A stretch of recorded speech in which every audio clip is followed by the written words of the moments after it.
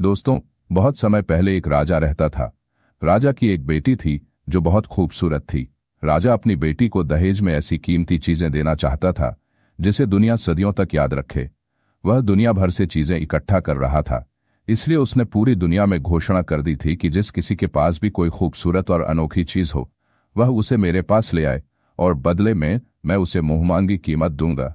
घोषणा सुनकर व्यापारी दूर दूर से आते और राजा को अपना सामान भेंट करके ढेर सारा इनाम पाते।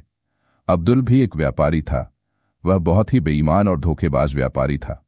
वह हमेशा अपने ग्राहकों को बेकार सामान देता और मीठी मीठी बातें करके उनसे ऊंचे दाम वसूलता था। राजा की घोषणा सुनकर उसे लालच आ गया और वह सोचने लगा कि वह राजा के पास क्या चीज लेकर जाए।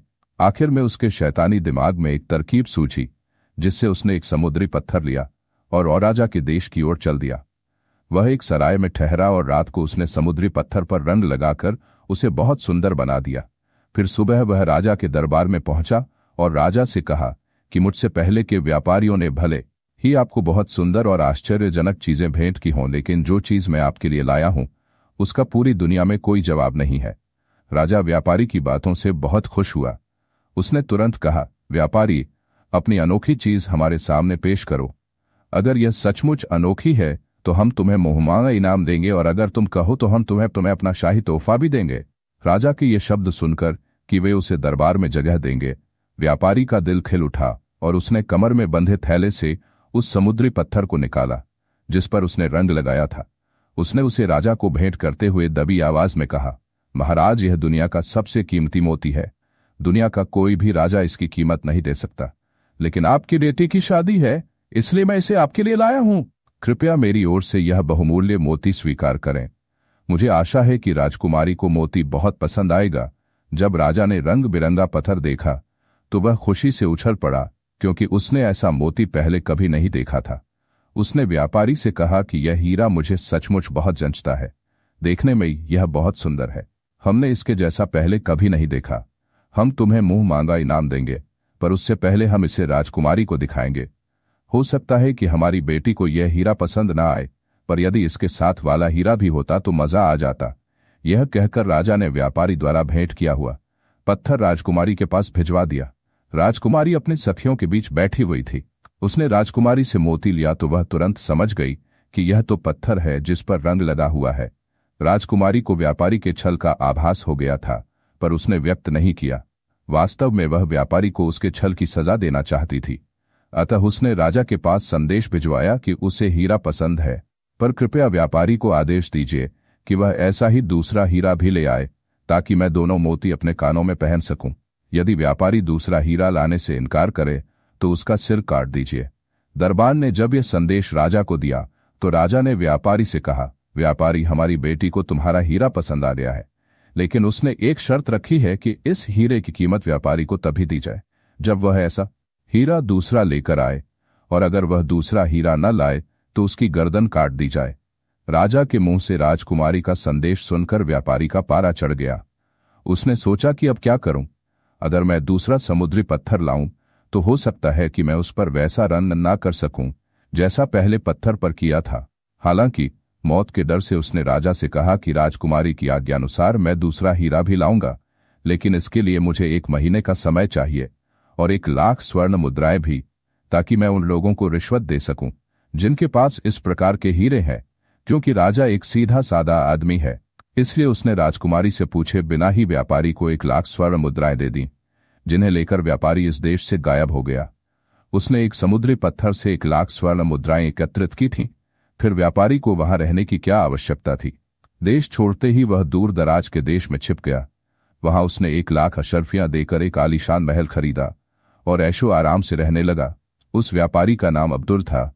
जब वह भाग गया तो राजकुमारी ने अपने पिता राजा से कहा, मेरे प्यारे पिताश्री, आपने उस धोखेबाज को 1 लाख सोने के सिक्के क्यों दिए? उसने आपको समुद्री पत्थर बेचा और अब वह कभी वापस नहीं आएगा। जब राजा सारी बात सुनी तो वे गुस्से से लाल हो गए। उन्होंने गुस्से में कहा कि जब उसने कहा कि यह हीरा है इसीलिए मैंने उसे 1 लाख रुपए दे दिए और वह बोला ऐसा ही दूसरा हीरा लाएगा। बेटी, तुमने मुझे पहले क्यों नहीं बताया कि वह व्यापारी शैतान का बच्चा था और हमें धोखा देने की कोशिश कर रहा था? जवाब में राजकुमारी ने कहा, पिताजी, मुझे क्या मालूम था कि आप उसे इतनी जल्दी 1 लाख अशर्फियां दे देंगे। मैंने तो सोचा था कि आप उसे कुछ देना ही होगा तो मुझसे पूछ कर ही देंगे। इससे पहले भी आप हर व्यापारी को मुझसे पूछकर ही इनाम देते थे। तब राजा को अपनी भूल का एहसास हुआ कि उसने अपनी बेटी से सलाह न करके भूल की है। बहरहाल अब क्योंकि भूल हो ही गई थी तो राजा ने दहाड़ते हुए कहा कि हम उस धोखेबाज व्यापारी को जिंदा नहीं छोड़ेंगे, चाहे वह पाताल लोक ही क्यों न चला जाए। हम उसे खोज निकालेंगे जिसने हमारे साथ धोखा किया है, और मैं धोखा देने वाले को कभी माफ नहीं करता। राजकुमारी ने अपने पिता का निर्णय सुन लिया, इसलिए वह बोली, पिताजी, आप उस धोखेबाज व्यापारी को कैसे गिरफ्तार करेंगे? जाहिर सी बात है कि वह किसी दूसरे देश में छिपा होगा, और मुझे नहीं मालूम कि वह किस मूल का होगा। हो सकता है कि जिस देश में वह होगा उसका राजा आपका ही दुश्मन हो और वह उस व्यापारी को आपके हवाले न करे। यह विचार राजा के मन में नहीं आया था। तब राजा ने राजकुमारी से कहा, तुम जो कह रही हो बेटी वह ठीक है, फिर क्या करना चाहिए? उत्तर में राजकुमारी ने कहा, चिंता मत करो, मैं उसे ऐसा दंड दूंगी कि सारा संसार उसे याद रखेगा। यह कहकर राजकुमारी ने पुरुषोचित वस्त्र पहने और घोड़े पर बैठकर उस धोखेबाज व्यापारी की खोज में निकल पड़ी। उसने एक देश देखा, दूसरा देश देखा, तीसरा और चौथा देश देखा, और इस प्रकार अनेक देशों का भ्रमण करती हुई वह उसी देश में पहुंची जिसमें वह व्यापारी रहता था। वहां के लोगों से पूछने पर उसे शीघ्र ही उसका पता मिल गया और ज्ञात हुआ कि वहां एक नया धनवान व्यक्ति आया है जिसने बहुत ही आलीशान महल बनवाया है और उसका नाम अब्दुल है। राजकुमारी को संदेह हुआ कि क्या वह व्यक्ति अब्दुल है, यह वही शैतान व्यापारी था या नहीं। इसलिए वह व्यापारी के महल में पहुंची और उसने दरबान से कहा, मैं दूर देश से आया हूं और मैं आपके मालिक से मिलना चाहता हूं, मुझे बहुत जरूरी काम है। दरबान ने पूछा, तुम्हारा क्या काम है? राजकुमारी, जो लड़के के वेश में थी, बोली, मेरा नाम वसुदेव है और मैं बहुत परेशानी में हूं, मुझे काम की आवश्यकता है। दरबान को राजकुमारी के मासूम चेहरे पर दया आ गई। उसने राजकुमारी को दरवाजे पर खड़ा कर दिया और व्यापारी को बताने के लिए अंदर चला गया। वह अशर्फियां गिन रहा था। दरबान ने व्यापारी से कहा, वह युवक काम के सिलसिले में आया है और बहुत मजबूर है। उसने दरबान से कहा कि मुझे नौकर वॉकर की जरूरत नहीं है, सामने इतने नौकर हैं कि मेरा अच्छा खासा पैसा उनके वेतन में खर्च हो जाता है। उस युवक से कहो कि यहां से भाग जाए। दरबान ने जवाब दिया, वह कोई बहुत बड़ी परेशानी में लगता है क्योंकि वह बहुत बूढ़ा नहीं है और यह भी हो सकता है कि उसके माँ बाप अब इस दुनिया में नहीं है और वह नौकरी करने को मजबूर है, इसलिए आप उसे नौकरी पर रख लें। यह सुनकर व्यापारी मान गया और उससे कहा कि इसे मेरे घोड़ों की मालिश करने के लिए रख लो और उससे कहो कि इसे हर महीने 4 अशर्फियां मिलेंगी। यह कहकर व्यापारी ने फिर अशर्फियां गिननी शुरू कर दी और दरबान खुशी खुशी महल से बाहर आ गया। उसने बाहर आकर राजकुमारी से कहा, आपका काम हो गया। मेरे मालिक ने पहले तो सहमति नहीं जताई, लेकिन मैंने उन्हें मना लिया। मालिक ने आपको घोड़ों की मालिश करने के लिए नियुक्त किया है और आपका वेतन 4 अशर्फियां है। आपको हर महीने 4 अशर्फियां मिलेंगी, क्योंकि यह वेतन बहुत कम है, लेकिन यदि आप लगन से काम करेंगे तो 1-2 साल बाद आपका वेतन बढ़ा दिया जाएगा। राजकुमारी को वेतन की कोई चिंता नहीं थी। वह किसी भी तरह व्यापारी के करीब पहुंचना चाहती थी ताकि उसे धोखाधड़ी के लिए सजा मिल सके। इसलिए उसने घोड़ों की मालिश करने का काम पकड़ लिया और व्यापारी के महल के अंदर एक छोटे से कमरे में रहने लगी। उसने उस समय तो बिल्कुल नहीं देखा था जब उसके पिता राजा को समुद्री पत्थर बेचा था, लेकिन जब उसने राजकुमारी को मर्दाना कपड़ों में देखा तो उसे शक हुआ कि यह लड़का नहीं बल्कि लड़की है, और हो ना हो यह तो राजा की बेटी ही है। यह सोचकर वह किसी अवसर की तलाश में लग गया जब वह राजकुमारी को उसके असली रूप में देख सके और फिर उसे मारकर महल के तहखाने में फेंक दे। अपनी हरकतों से उसने राजकुमारी को जरा भी आभास नहीं होने दिया। कहीं ऐसा न हो कि मैंने तुम्हें पहचान लिया हो। दोनों की स्थिति एक जैसी थी।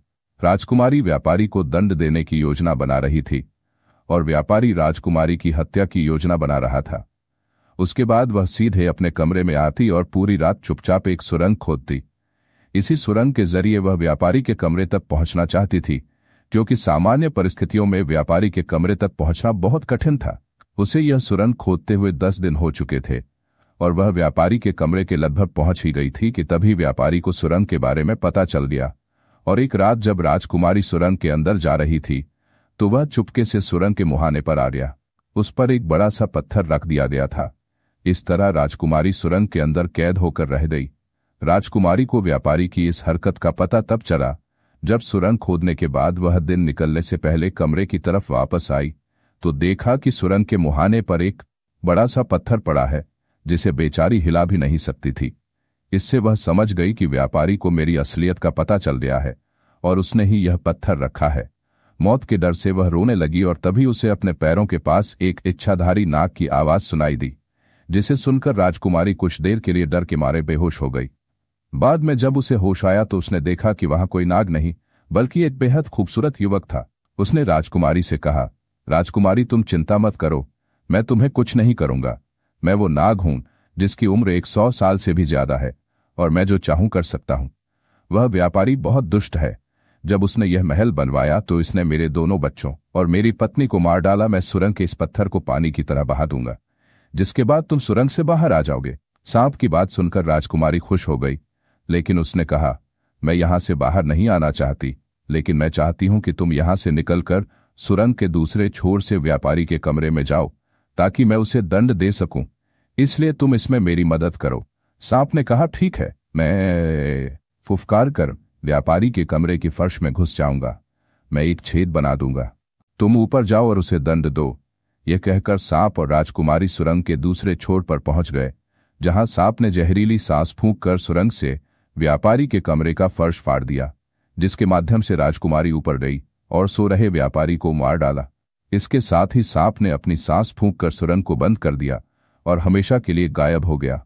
फिर राजकुमारी भी रातों रात महल में वापस भाग गई। प्यारे दोस्तों, इस कहानी से हमें यह सीख मिलती है कि जैसा बीज बोगे वैसा फल प्राप्त करोगे, अर्थात जैसे करनी वैसी भरनी। दोस्तों, आज की कहानी यहीं खत्म होती है। आपको ये कहानी कैसी लगी कमेंट में जरूर बताएं। वीडियो अच्छी लगी तो शेयर जरूर करें। चैनल को सब्सक्राइब करना ना भूले। मिलते हैं एक नई कहानी के साथ। धन्यवाद।